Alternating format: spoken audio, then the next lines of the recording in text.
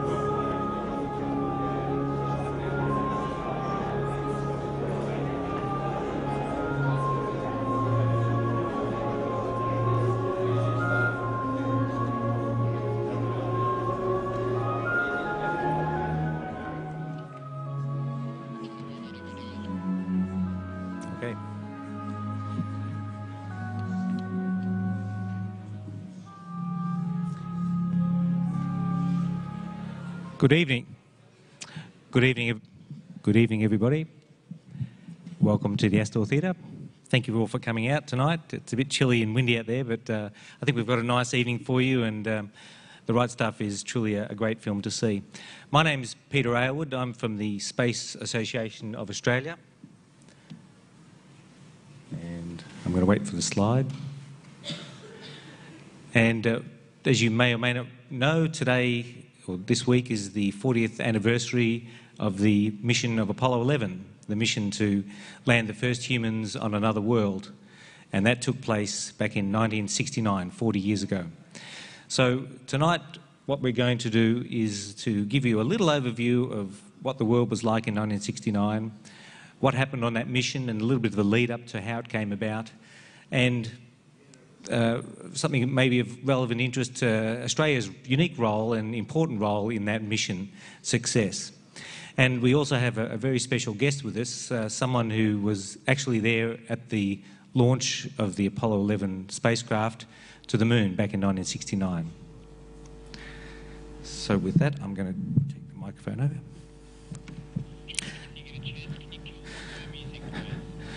So on screen you can see a newspaper, the Sun, back in 1969, the day after the landing. I cut this out with my scissors when I was very young. The Sun was 5 cents back then, and it probably brings back memories. What I'd like to do to give a bit of context to how the moon landing mission came about is to talk about the lead up to that. And back in the Second World War, the end of the Second World War, in the Second World War, America, England, Russia, Soviet Union were allies against the Germans. And very soon after the end of the war, or even before the end of the war, there was territory being fought over and negotiated who was going to get control of parts of Europe and Asia. And this developed into what became the Cold War. At the end of the Second World War, America had developed the nuclear bomb and dropped that on Japan. Very soon after the end of that, the Soviet Union, in fact, developed the nuclear weapon. And it was widely believed in the West that the Soviet Union had expansion plans, wanted to move into western parts of Europe. The map up there shows post-war Europe. All the red side is the Soviet bloc, and the other parts are the Western bloc. In fact, they divided Germany in half, and that only came down back in the start of at the beginning of the 90s. Having both sides of this Cold War nuclear armed meant that they could inflict severe destruction on each other. But how would you deliver those weapons? Well, both countries, especially the Soviet Union, were actively involved in developing rockets to be able to put those warheads onto those rockets and drop them anywhere in the world. And America had a program, but they kind of were going along with it. There was a little operation down in Huntsville. They'd had some German scientists that they'd captured. The Russians had their own German scientists that they captured, because during the latter parts of the Second World War, the Nazis had developed rockets and were dropping them on England. So the American Germans were developing and working on their rockets, and the Soviet ones had significant investment, and they developed a set of rockets and shocked the world by actually orbiting a spacecraft back in 1957 called Sputnik 1. And this sent shockwaves around the world, and in some cases inspired people. Shockwaves because all of a sudden in America, in England, in Europe, the Soviet Union were orbiting a spacecraft above their territory and theoretically being able to drop a bomb or something from space. And this caused a lot of shock and a lot of angst amongst the Western countries. Newspapers around the world flashed these headlines, and as I say, some people were inspired by this, others were very frightened and scared. One of the German scientists that was captured at the end of the Second World War was Werner von Braun, and he was a German scientist, brilliant engineer, but also a great communicator and a great inspirator. And he worked during the 50s to actively promote space flight. He was a big advocate of manned space flight, a big advocate of pushing the boundaries, pushing imagination of people to try and get people into space. And he was a big advocate of people going into space. Once again, out of the blue, the world was shocked by the orbiting of the first human in space, once again by the Soviet Union. And this really put the shockwaves up the America especially, and the Western powers. They were falling behind. Why weren't we in space? What's going on with our people? We should be the leaders of the technology in the world. America was in fact working on a space program, and various delays. They were working on a manned rocket testing, trying to get things sorted out correctly. A lot of explosions, a lot of disasters, a lot of problems. No one was killed, but they had a lot of teething problems to try and get the missions up. Eventually they did.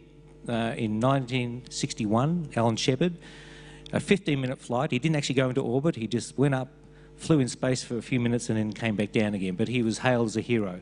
America was back. The unique part about it was that in the American case, they broadcast the mission live on television. In the case of the Soviet Union, the Gagarin flight, this was all announced after the mission, or while the mission had successfully launched. Once again, Werner von Braun saw his chance to push his ambitions. He wanted to go to the moon, he wanted people to go to the moon.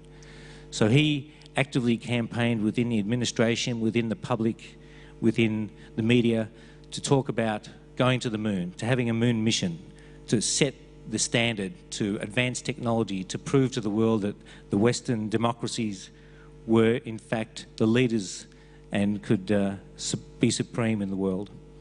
And he, once again, was a great advocate of manned spaceflight. Very shortly after Alan Shepard's flight, John F. Kennedy, with his advisors, decided the way to galvanise the country, to turn around this perceived lack of progress in their technology, was to set a very ambitious goal, to land a man on the moon and return him safely to the Earth by the end of the decade. So this set in place a massive investment of technology, of people, of ideas, of engineering.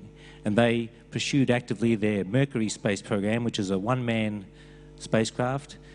After Alan Shepard and Gus Grissom's flight, eventually they got John Glenn into orbit, and he was an absolute hero in America. And throughout the Mercury program, they were developing and understanding the spacecraft technologies, the ability for environmental control, and the ability to track and support people in space. Following that, they moved on to the Gemini program, which was designed with 2 astronauts to be able to actually change the orbital path, to be able to rendezvous, change their height, attach to other spacecraft, to learn how to do spacewalks, all the things that would be required to do a mission to the moon. Project Apollo was the successor to the Gemini program, and this was the program to land people on the moon. And because the end of the decade was approaching very quickly, there was all stops pulled, and in fact they cut corners and made mistakes, and this resulted in the death of 3 astronauts. Now, they weren't in space, they were actually on the launch pad at Cape Kennedy. They were doing what they call a plugs out test, testing the spacecraft, fully powered, fully fueled, and a fire within the spacecraft killed all astronauts virtually instantly. This caused a halt to the program, and they had to re-engineer. They had to study what was the problem with the spacecraft, why this had happened. They uncovered many, many flaws in the design and cutting corners in wiring and materials used in the spacecraft, etc. In fact, many say that without this fire, because the fire was fortunate in a way that it happened on the ground, because they were able to study what happened, they were able to pull the spacecraft apart and determine what mistakes were made and correct them. The Apollo program picked up, and eventually, after a number of test flights of the Saturn V vehicle, the largest rocket ever to be built, they were finally ready in 1969 to be able to launch the first landing attempt. And many people felt that the landing attempt, as it was known, was really going to be an attempt. There was probably a 50-50 chance that it would be successful, including the astronauts on the crew itself. Whether any number of problems could arise, and it would cause them to scrub that mission or abort and come back. So we had Neil Armstrong, Michael Collins and Buzz Aldrin nominated as the crew. So finally launch day came, July 1969, and the crew departed for the launch pad. They made their preparations. They were sealed into the capsule. This capsule was 363 feet, I'm sorry, I don't know the metric conversion, above the ground. It was a huge rocket, the largest ever built. And they were sealed in there. All of the crew, all of the press, all of the people involved, other than the crew, were 3 miles at least away from the rocket, because if it blew up, it would be a huge explosion. The astronauts themselves had an emergency escape bunker, which was actually below the launch pad, and a rubber room with springs which they could escape to. Once again, all the checks were made and they were finally ready. And in Australia, on Monday, July 16th, 1969, 11:32 I believe it was in Australia, the mission to the moon to land the first people on the moon took off.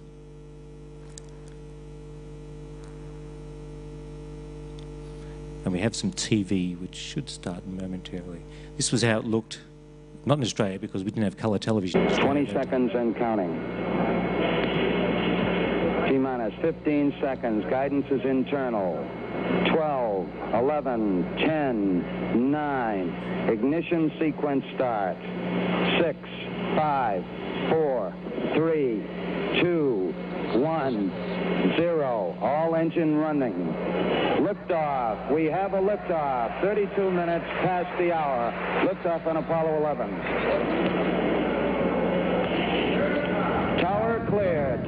We got a roll program. Neil Armstrong reporting the roll and pitch program, which puts Apollo 11 on a proper heading.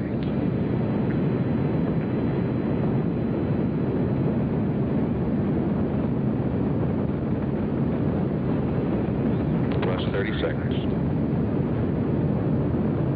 Roll complete and pitches program.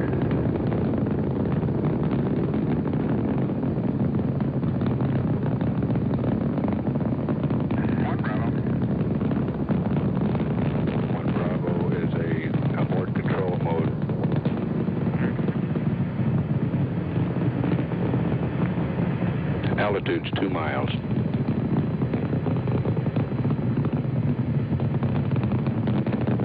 Oh, 11 Houston, you're good at 1 minute.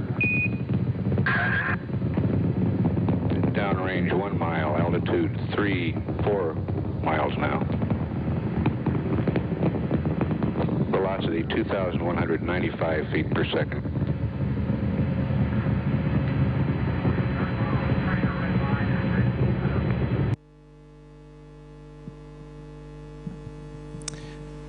And so they were off, and they entered the orbit around the Earth after losing all their stages and getting to orbital speed.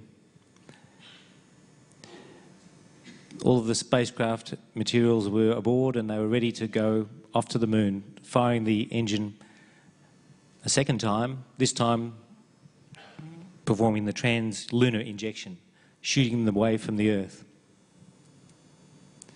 The lunar module all this time was tucked in a special container behind the command module where the astronauts were. The lunar module is a pure spacecraft. It's not aerodynamic, it's not designed to fly in air. It's only designed to fly in space. So they separated from the carrier stage, turned around, connected to the lunar module, extracted the lunar module, and then they were off on the way to the moon. Now that was a 4-day trip to the moon. And on their way, because of the extreme temperatures experienced in space, where you have plus 250 degrees in the sun and minus 250 degrees in the shade, they performed what they call a barbecue roll, where they rotated the spacecraft every 2 or 3 minutes, just on very slow rotation, so that no side would freeze and no side would heat up. Finally, after 4 days, they entered the orbit of the moon.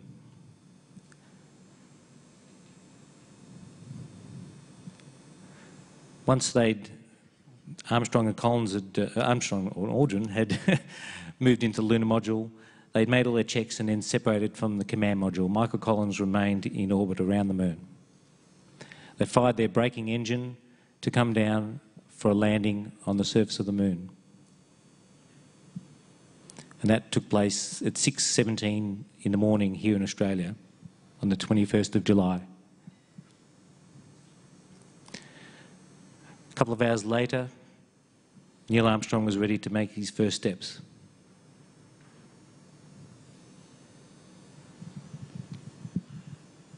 Footpads are only depressed in the surface about 1 or 2 inches, although the surface appears to be very, very fine-grained as you get close to it. It's almost like a powder. Ground mass is very fine.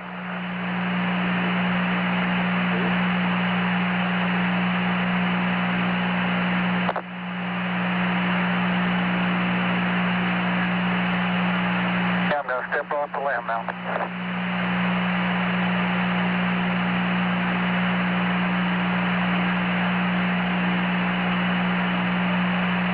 That's one small step for man,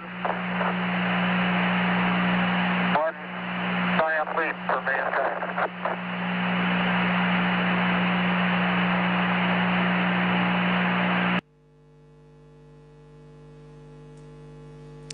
And there it was, stepping onto the moon. Actually, Neil Armstrong commented that he felt that the landing on the moon was the most significant achievement. Actually, getting out and walking on the moon was, he felt, not a highlight at all. The landing was the great achievement. So the astronauts, Buzz Aldrin followed shortly thereafter, stepped onto the moon and spent a couple of hours, about 2.5 hours, setting up experiments, taking pictures. In fact, most of the pictures that you see, like this one, are in fact of Buzz Aldrin. And Neil Armstrong had the camera most of the time, and so all the pictures you see are primarily of Buzz Aldrin. After a short rest and getting back inside the spacecraft and a short rest, packing all their samples, they were ready then to return to the Earth. Now this, many felt, was one of the most dangerous and critical times because there was a single engine to get back off the moon's surface. If that engine failed, they were there forever. And this engine was designed to be simple, easy to use, no igniter required. The fuels themselves would ignite on contact. And of course it was successful. They blasted off from the moon. And this is Michael Collins taking a picture of the ascent stage of the lunar module returning back with the Earth rising behind.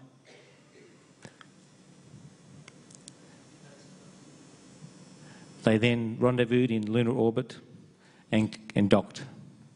Once they'd moved their precious cargo of rocks, and the astronauts, of course, made sure all the checks and everything was correct, they then separated from the lunar module, and that remained in orbit, and I believe crashed on the moon later on.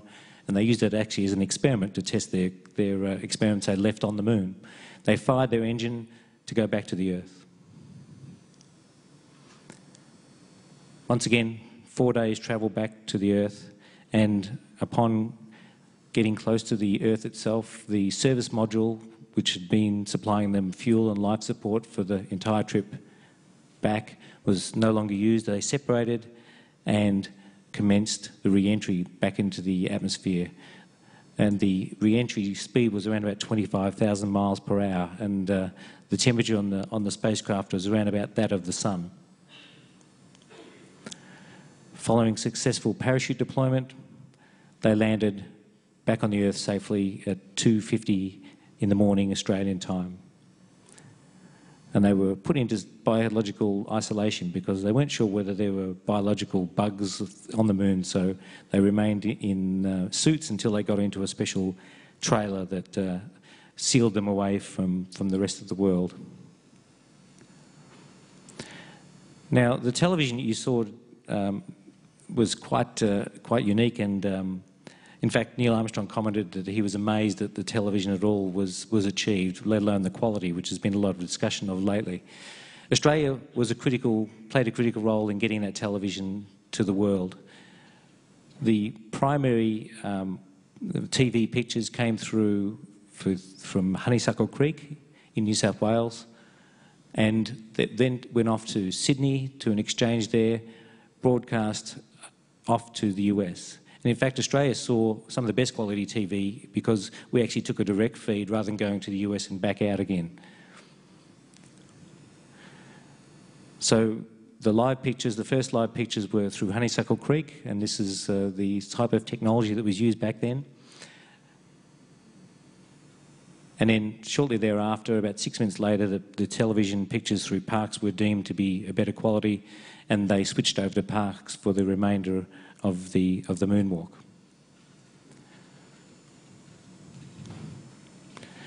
Now, I'd like to invite to the stage a well-known celebrity broadcaster, journalist of many years standing and experience.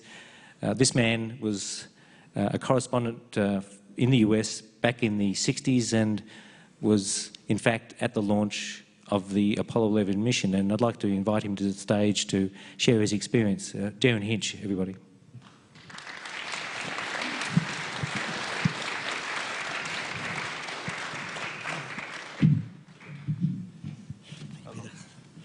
Thank you, Peter. Well, it brings back memories for me. I'm sure it does for you as well. I'll be very brief, but being at Cape Kennedy on that day was an extraordinary experience for anybody. I was about 25 years old and I was working in newspapers, but was freelancing for the Macquarie network of radio. I just started doing that as a little earner on the side, so I knew nothing about radio. Some people say I still don't. But it was an extraordinary day. We went out there about midnight the night before because 1 million people were in the area to watch all this unfold, and we thought we wouldn't get there unless we get caught in a traffic jam. So we were there from midnight. Throughout the night we were there. You saw those shots of the 3 astronauts as they walked towards their van to go out to the launch pad. And some of us in a pool were very lucky that I guess I was standing as far away from Neil Armstrong as Peter is from me now as they came out. And as he had said earlier, with the astronauts were sort of smiling and waving at everybody, and they were happy. But for all of us, I'd covered Apollo 1 as well, and that's when Grissom, Chaffee and White were killed. And it was very much in everybody's minds that this was a very dangerous business and that these men may not come back. And in fact, Richard Nixon, who was then president, had actually recorded 2 speeches for their return. And one was that if they didn't come back, he had already got a speech ready to say that these men went in peace for all mankind and they will stay forever on the moon. But obviously, as we've seen, it was an incredibly successful voyage into space. It was a magic moment. I said at the time that as long as I lived, I'd never see anything like it. Well, I've survived another 40 years, covered a lot of stories, never seen anything like it. But I'd just like you to listen just for a little bit to this. This is how you heard how Mission Control called the countdown and called the launch. This is how, on one of my early days in radio, saw it and called it. The mission to watch. So right now, Brian, it's 1 minute and 1 second. We're going into the final countdown on man's flight to the moon. And it's just absolutely incredible here. The rocket is just raring to go. It's 50 seconds now until man takes off on this flight. And frankly, I just can hardly describe to you the excitement and the tension and the feeling of goosebumps that, well, this time we're really going, and it starts a whole new phase of man's life. Down to 31 seconds, 30 seconds. We've got so little time now before we finally take off. It'll lift off very slowly at first. Ignition will come at 8 seconds probably, and there are these big sort of brake things which will hold it down until we get to 0, and then it will take off very slowly, so slowly you think it's going to fall over. Now I'll give you the final countdown. Righto, Derryn, take it. 10, 9, 8, 7, 6, we have the ignition sequence, 5, 4, 3, 2, 1, 0, and the flames, you can see them now, and she's ready to go. It's starting to move, and if you can hear the noise, you can probably hardly hear me, but there she goes, and it's pulling away from the crowd. They're yelling, go, go, go, you beaut, and now you'll hear the rumble. The stand that I'm sitting in is shaking, the lights in the stand are shaking, and there it goes. It's incredible, this huge white flame, there's smoke all around this thing. I'll just let you listen for a second to the noise. The people are on their feet now saying, go you beauty, go, and here it comes now, this roar, and we can still see it. It's gone into a very small patch of cloud. It's going to become clear again now. There we go, it's flying along. It's an absolute beauty. You can still hear that sound. Thank you very much. My wife heard that tape recently for the first time, didn't recognise it, and said, you sound like that bloke who, when the Hindenburg crashed, and he recorded that one. That's what it sounded like. That tape, just quickly, the tape itself, I'd lost it. I didn't think I'd ever hear it again or see it again. But a PMG worker at Sydney heard it coming through from Cape Kennedy to 2GB, our main radio station, and thought this might be important one day. So he nicked a copy, he took the master tape and got a copy of it, and only late last year said to me, sent me an email saying, "Would you like it?" and sent it to me. So that's what we ended up with. Thanks very much for tonight, and thank you for inviting me, Peter. I really enjoyed it. Thank you, Derryn. It was really wonderful.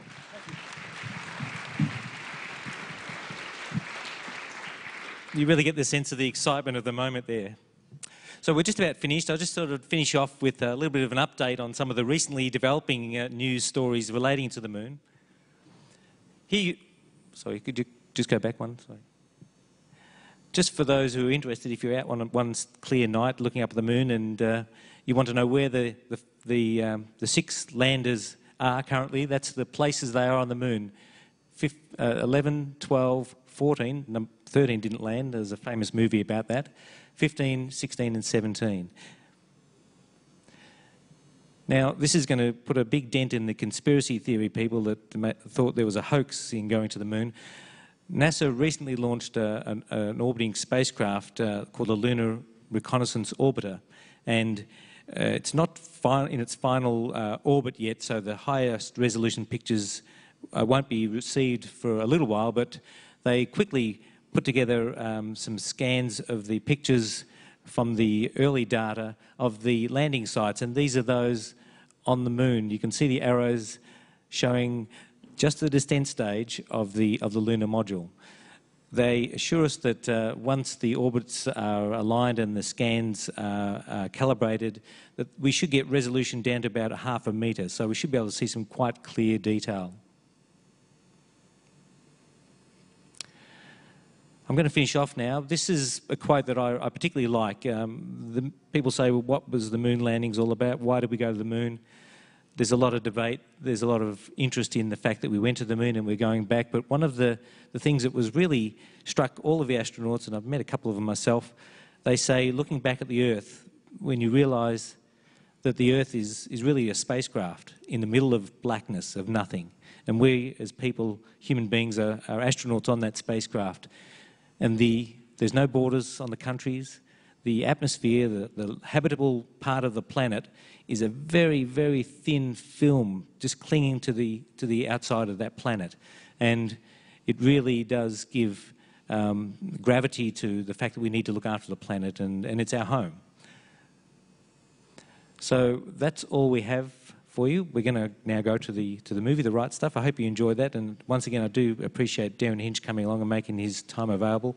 I would like to make a special thanks to the Astor Theatre, who have been very gracious and helpful in letting us do this little presentation and putting it together, and Spacecraft Films, who've helped with the video, and also the Space Association of Australia. Thank you, and have a good night and enjoy the film.